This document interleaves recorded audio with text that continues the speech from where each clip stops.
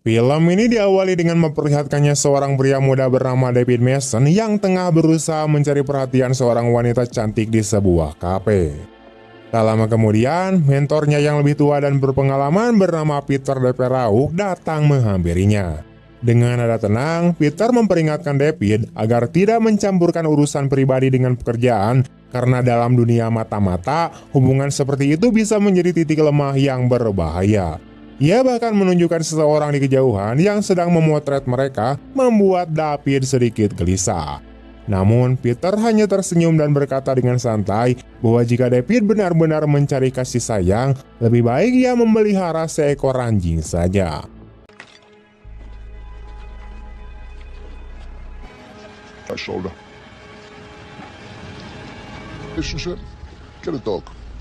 Saat itu, keduanya masih aktif sebagai agen CIA dan sedang bersiap menjalankan misi untuk melindungi seorang duta besar.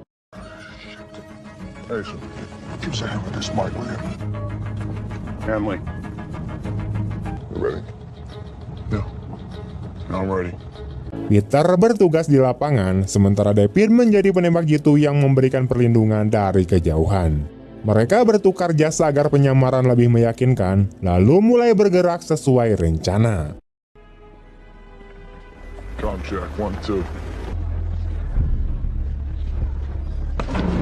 Dari posisi tinggi di sebuah gedung, David mengamati area sekitar, memperkirakan potensi ancaman, dan melaporkan situasi kepada Peter. Namun ia merasa kondisi di lapangan terlalu beresiko karena kekurangan pasukan pendukung, sehingga menyarankan agar operasi dibatalkan. Meski begitu, Peter tetap bersikeras melanjutkan misi.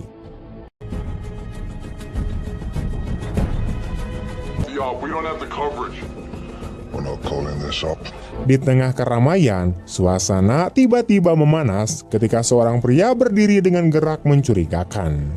Peter memperingatkan David agar jangan menembak, apalagi ada seorang anak kecil yang berlari di sekitar lokasi. Namun sebelum mereka sempat bereaksi lebih jauh, pria itu menembak ke arah Peter beberapa kali. Terpaksa, David membalas tembakan dan berhasil menewaskan pelaku.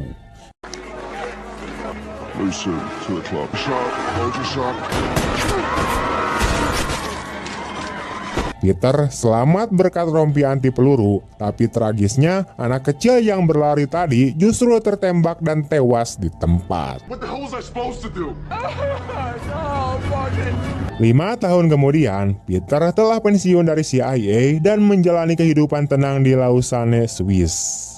Hingga suatu hari, ia menerima telepon dari seseorang yang mengatakan bahwa ada orang penting ingin menemuinya.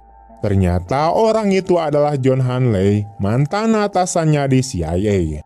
Hanley datang membawa kabar mengejutkan, di mana beberapa agen lama yang pernah bekerja bersama Peter ditemukan tewas, dan CIA mencurigai seorang pembunuh bayaran asal Rusia bernama Alexa sebagai pelakunya. Menurut Hanley, Alexa bekerja untuk Arkady Fedorov, seorang politisi ambisius yang sedang mencalonkan diri sebagai presiden Rusia. You still out of Berlin? Berlin? Christ, no. Risks. We all did. We ID'd the killer. She thinks it's Arkady Fedorov killing anyone or anything. Fedorov diduga ingin menyingkirkan siapapun yang mengetahui masa lalunya yang kelam, termasuk bukti-bukti kejahatan perang yang pernah ia lakukan di chatnya. Awalnya, Peter enggan terlibat, menganggap semua itu bukan urusannya lagi. Namun, sikapnya berubah saat Hanley menunjukkan foto seorang wanita bernama Natalia Ulanova, yaitu mantan kekasih Peter yang kini menjadi agen rahasia dan menyusup dekat dengan Fedorov. Hanley menjelaskan bahwa Natalia memiliki informasi penting yang bisa menghancurkan karir politik Fedorov. Ia juga mengetahui identitas seseorang yang menjadi kunci dalam mengungkap kejahatan masa lalu Fedorov. Natalia menolak berbagi informasi dengan siapapun kecuali Peter, sehingga Hanley meminta Peter untuk menjemputnya secara langsung. Di Moskow, Fedorov tengah bersiap menghadiri konferensi pers besar di gedung parlemen. Natalia yang kini menjadi asistennya tampak mendampingi dari dekat.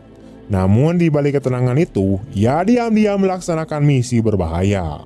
Saat Fedorov sedang berbicara di depan publik, Natalia menyelinap ke ruang kerjanya, membuka sebuah berangkas, dan memotret beberapa dokumen rahasia serta foto seorang gadis muda. У вас интервью с газетой «Московская правда».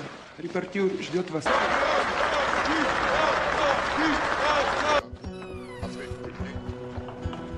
Интересов, идей, сейчас должны быть направлены как на собственность. Ia buru-buru menutup kembali berangkas dan berpura-pura tenang saat Fedorov kembali. Tapi kecurigaan muncul ketika Fedorov melihat kunci berangkasnya tertinggal di meja. Ketika ia memeriksa isinya, ia langsung tahu bahwa seseorang baru saja membobolnya. Sementara itu, Natalia sudah melarikan diri menuju titik ekstraksi yang telah ditentukan.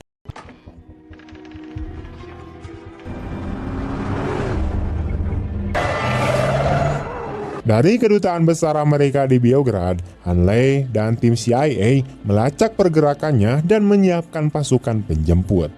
Salah satu agen yang ditugaskan di lapangan adalah David Mason. Dalam waktu 5 menit, mereka seharusnya sudah mencapai lokasi.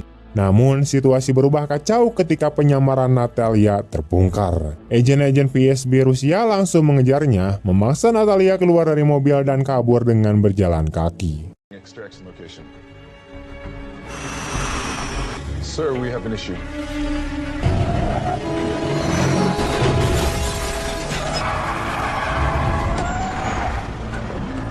Saat situasi semakin genting, Peter muncul di tempat kejadian dan segera menolongnya. Ia membawa Natalia masuk ke dalam mobilnya dan melarikan diri dengan cepat. Natalia terkejut bukan main melihat bahwa orang yang datang menyelamatkannya adalah Peter, sementara CIA sendiri bahkan tidak tahu bahwa ia terlibat. Rupanya, Hanley memanggil Peter secara diam-diam tanpa sepengetahuan pihak lain. Dalam pelarian itu, Natalia sempat menanyakan keberadaan putri mereka bernama Lucy. Di sisi lain, Perry Weinstein, yaitu pejabat senior CIA yang mengawasi operasi tersebut, memerintahkan agar Natalia dieliminasi karena takut informasi yang dibawanya akan jatuh ke tangan musuh. Peter menolak dan mendesak Natalia untuk memberitahu siapa orang yang menyimpan rahasia terbesar milik Fedorov. Natalia akhirnya menyebut nama Mila Filipova. Peter segera melaporkan nama itu kepada Hanley. Namun tak lama kemudian, tim CIA mulai menembaki mobil Peter dan Natalia. Dari posisi tinggi, David menembakkan peluru ke arah mobil tersebut hingga akhirnya terjadi kecelakaan.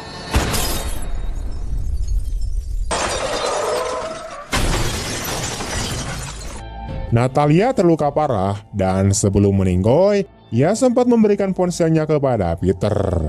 Didorong oleh amarah dan kesedihan, Peter memutuskan untuk membalas dendam atas kematian Natalia. Ia menyerang konvoi CIA, menewaskan beberapa agen di lokasi, sementara David berhasil selamat.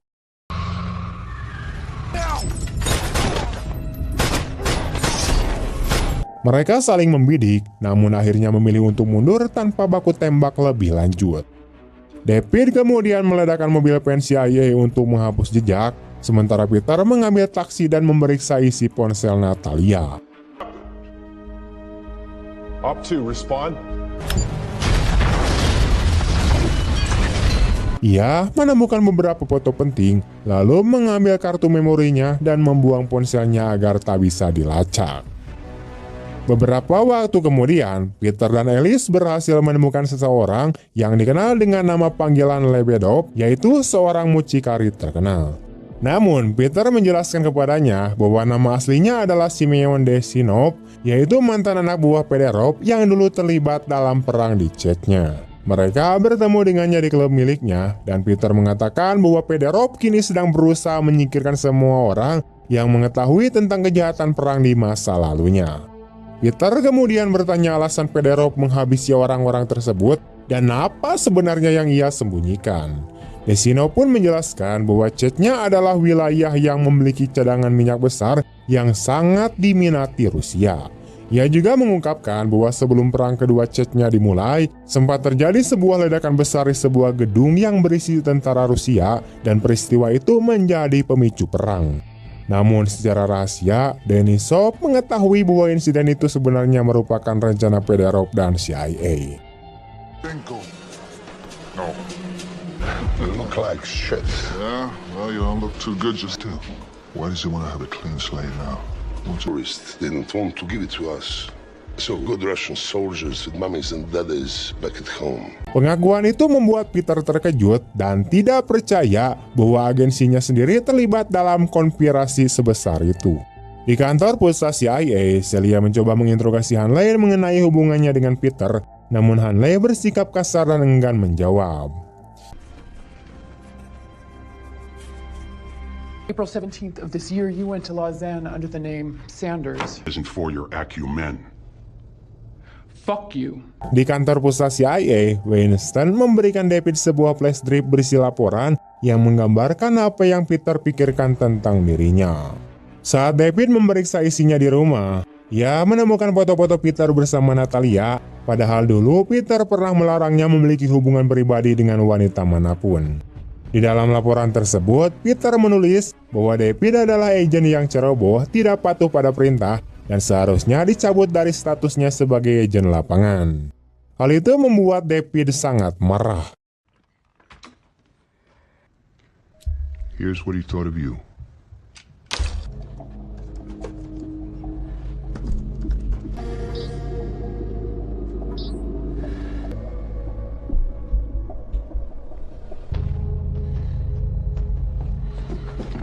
Tak lama kemudian, ia melihat kucing milik tetangganya yang berkeliaran di imahnya, lalu mengantarnya kembali.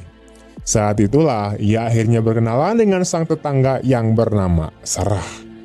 Di sisi lain, Peter dan Alice membeli beberapa ponsel baru untuk menghindari pelacakan dan berjalan di jalanan sambil mendiskusikan keselamatan Mila. Tidak lama kemudian, Peter membobol masuk ke sebuah apartemen yang ditinggal pemiliknya untuk sementara waktu.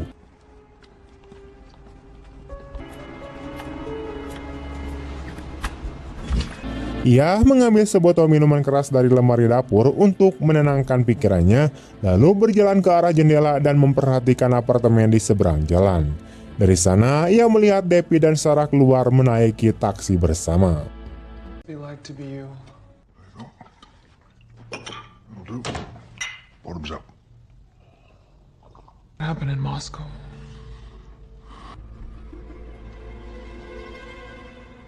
Beberapa waktu setelah itu, David dan Sarah tampak berada di sebuah klub malam.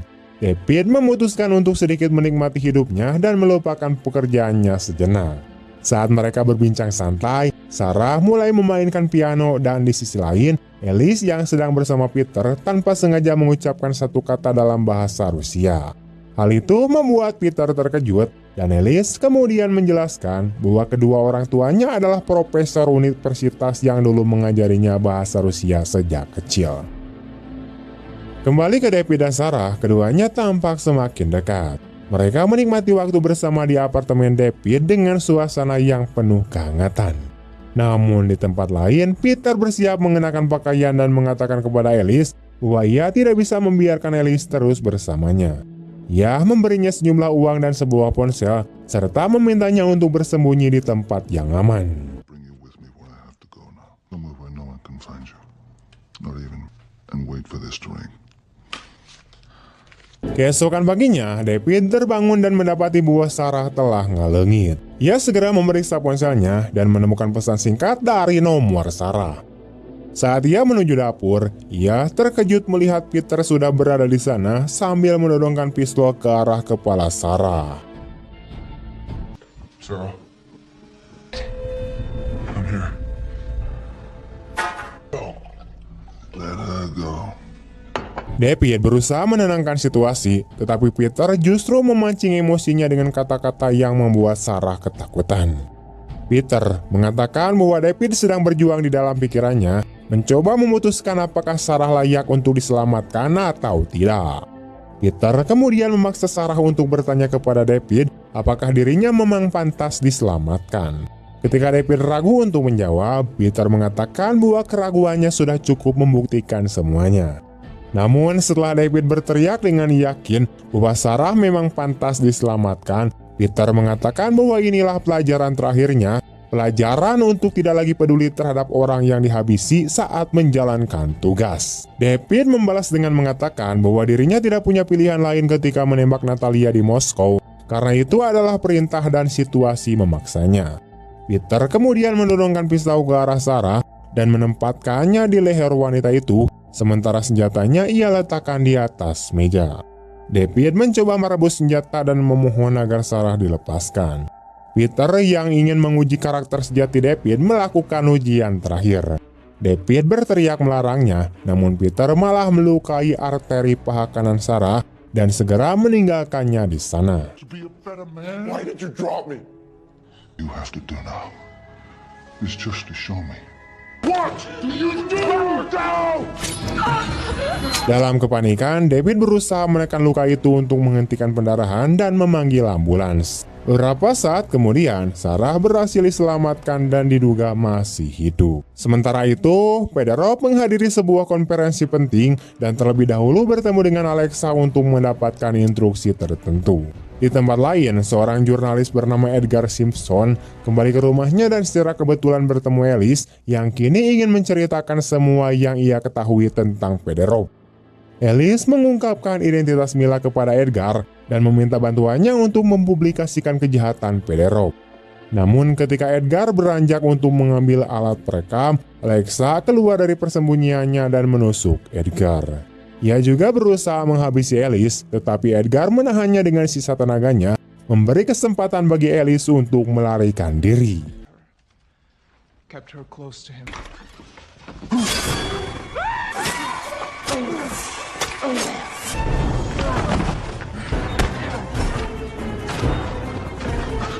Tidak lama setelah itu, David menatap kembali foto-foto Peter dan menyadari bahwa Peter dan Natalia ternyata memiliki seorang putri, yaitu sesuatu yang tidak pernah diketahui oleh CIA. Di markas rahasia CIA, Peter akhirnya tiba dan langsung menanyai Hanley tentang alasan sebenarnya ia memanggilnya kembali, padahal Natalia sama sekali tidak mengetahui hal itu. Hanley akhirnya mengakui bahwa Natalia sebenarnya memiliki saksi mata atas tragedi perang Chechnya, di mana Amerika terlibat dalam pengoboman gedung tersebut. Hanley juga mengungkapkan bahwa orang CIA yang bekerja sama dengan Fedorov serta yang mengeluarkan perintah untuk mengeksekusi Natalia bukanlah dirinya, melainkan Perry Weinstein.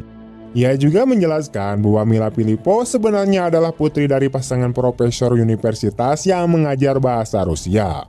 Saat mendengar itu, Peter langsung menyadari bahwa Ellie sebenarnya adalah Mila Filippo yang selama ini dicari.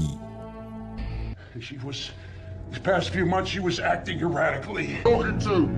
Who was it on our side? Now don't fucking lie to me. After Mira, the girl wasn't a peasant or a mule. Sementara itu, David memberitahu Weinstein bahwa Peter memiliki seorang anak dan menunjukkan foto Peter bersama Lucy.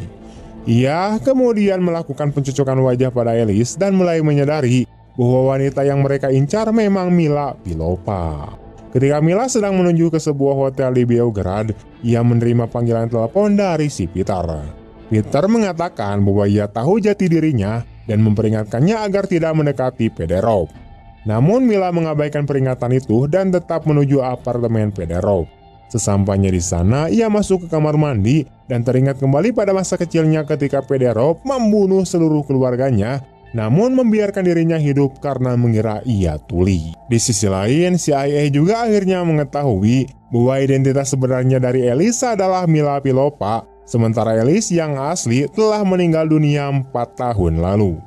Mila kemudian memecahkan cermin di kamar mandi dan membentuk pecahannya menjadi seperti pisau. Ia keluar dan mendekati Fedorov sambil menurunkan senjata ke lehernya. Fedorov mengenalinya dan mengatakan bahwa jika Mila benar-benar ingin menghabisinya, seharusnya ia sudah melakukannya sejak awal. Ia kemudian mencoba melemahkan mental Mila dengan permainan psikologis yang membuatnya ragu, lalu dengan cepat membalikkan keadaan dan menjatuhkan Mila di tempat tidur. This is suicide. He will kill you. Peaceful. Turn around.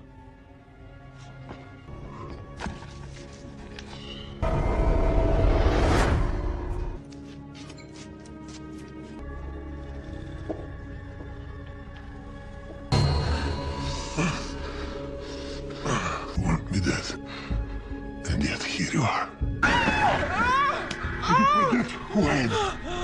Tak lama kemudian, Peter tiba di hotel tersebut dan berhadapan dengan para penjaga. Ia berhasil melumpuhkan mereka satu persatu dan menerobos masuk ke kamar tempat Mila dan Fedorov bertarung.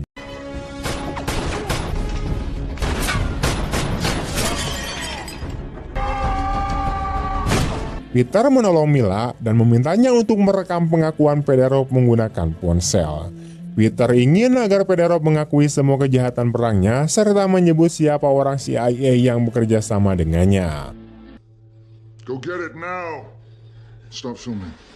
To impersonate Chechen terrorists. Ketika Fedorov menolak, Peter memaksanya bermain permainan maut ala Rusia, yaitu Russian Roulette. Dalam ketakutannya, Fedorov akhirnya mengaku bahwa orang CIA yang bersekongkol dengannya sebenarnya adalah John Hanley, bukan Weinstein. Agent. So again. Was it Weinstein? Hanley. Mendengar pengakuan itu, Peter terkejut karena Hanley sebelumnya telah berbohong kepadanya. Mila mengenali wajah Hanley dari foto yang ditunjukkan Peter dan membenarkan bahwa pria itu memang orang yang bekerja sama dengan Fedorov. Guy in the middle? The bald guy. Begitu keluar dari kamar, Peter terlibat baku tembak dengan agen-agen CIA yang dikirim untuk menangkapnya. David juga berada di lokasi, namun gagal menemukan Peter. Sebelum pergi, Peter memberikan Mila sebuah kartu akses agar ia bisa melarikan diri ke tempat yang lebih aman, lalu berhasil menghindari pengejaran para agen. Tell him everything. Ask for asylum. Go. David kemudian mengikuti Peter hingga ke ruang bawah tanah, di mana keduanya terlibat dalam pertarungan fisik sengit. Setelah beberapa menit, Peter berhasil mencekik David hingga tak sadarkan diri dan meninggalkan ponsel milik Alice di sampingnya.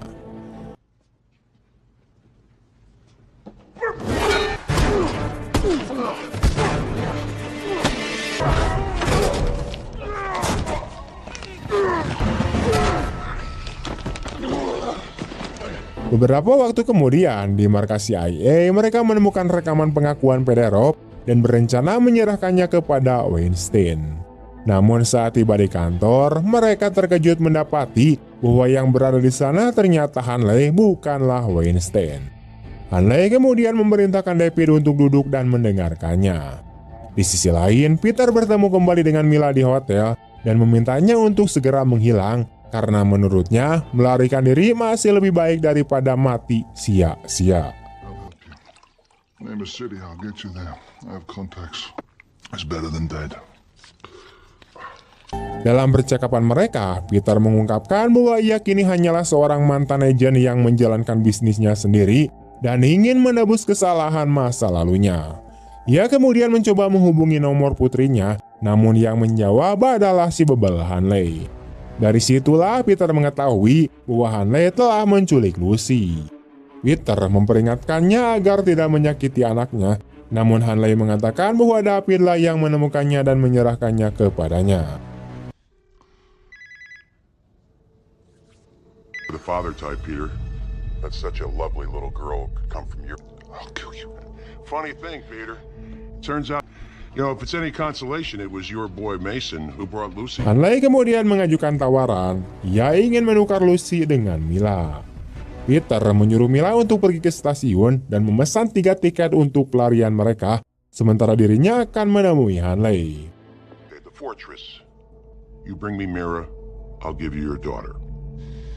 Saat mereka bertemu, Hanley menjelaskan bahwa dengan menguasai Fedorov, mereka pada dasarnya bisa menguasai Rusia. Ketika Fedorov terpilih menjadi presiden, Hanley berencana memaksanya bergabung dengan NATO agar Amerika bisa mengerahkan kekuatan militernya ke Timur Tengah dengan dalih menghadapi musuh bersama. You tell yourself no one's going to get hurt. Edge the world. Russia's going to join fucking NATO. Sementara itu, Mila yang telah sampai di kafe mencoba menulis artikel untuk mengungkap kejahatan Fedorov dan menyerahkannya atas nama Edgar Simpson, namun Alexa sudah mengetahui lokasinya. Peter memberitahu Hanley bahwa Mila sedang berada di stasiun, sehingga Hanley mengirim Depi dan para agen untuk menangkapnya. Yeah, I think I got something for you here. Should be there. Thank you. Where's Mira Filipova? Mission less than Novi Sad, 9 a.m. Bring her in. Namun, Depi diyakini sadar bahwa Hanley adalah pengkhianat, sengaja menjebak agen lain dengan mengunci sabuk pengamannya, lalu menabrakkan mobil ke dinding hingga menewaskan agen tersebut. Seatbelt.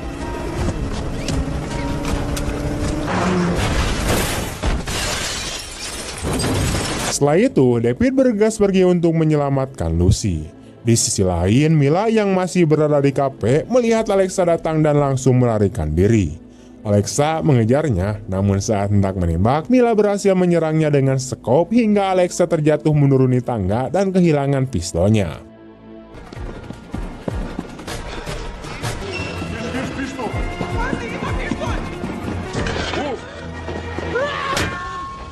Mila mengambil senjata itu, namun ketika melihat bahwa Alexa sudah tidak lagi berbahaya, ia memutuskan untuk meninggalkannya. Sementara itu, David kembali ke markas Hanley dan menembak anak buahnya, memberi kesempatan bagi Peter untuk menodongkan pistol ke arah Hanley. Meski memiliki kesempatan untuk membunuhnya, Peter memilih untuk tidak melakukannya dan menyerahkan Hanley kepada David. Where's Lucy? You were supposed to bring her here when it was done. Decade of conflict, of shit. I hope you know that. Setelah berterima kasih kepadanya, Peter bertemu kembali dengan Lucy dan mereka menuju stasiun untuk bertemu Mila. Mila menyelesaikan laporannya dan mengirimkannya atas nama Edgar Simpson sebelum bergabung dengan Peter dan Lucy. Beberapa waktu kemudian, Mila memberikan kesaksiannya di hadapan pejabat pemerintah mengenai pembunuhan keluarganya oleh Fedorov serta keterlibatan agen CIA yaitu John Hanley dalam konspirasi yang menyebabkan ledakan gedung dan memicu perang Chechnya kedua.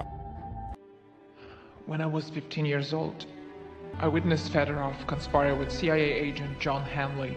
Berita itu menyebar luas di seluruh dunia dan menghancurkan ambisi Fedorov untuk menjadi presiden.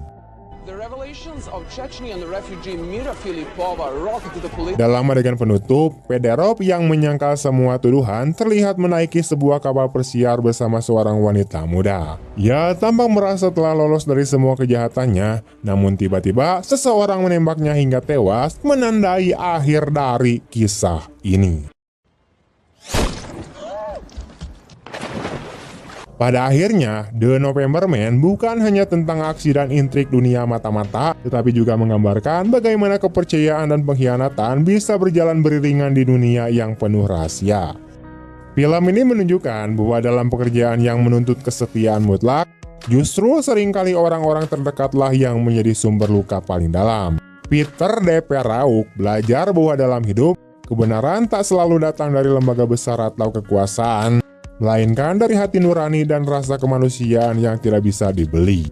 Ia juga menyadari bahwa masa lalu mungkin tidak bisa dihapus, tapi seseorang masih punya pilihan untuk memperbaiki kesalahan dan melindungi mereka yang tak bersalah. Dari kisah ini, kita bisa mengambil pelajaran bahwa menjadi pahlawan bukan berarti selalu menang melawan musuh, melainkan berani menebus dosa dan berjuang untuk hal yang benar, meskipun dunia tidak lagi berpihak pada kita. Sekian dulu teman-teman untuk video hari ini. Bagaimana tanggapan kalian tentang film ini? Dan jika kalian suka dengan video ini, jangan lupa untuk like, comment, share kemanapun kalian suka. Terima kasih banyak telah menonton sampai akhir. See you next time and bye-bye.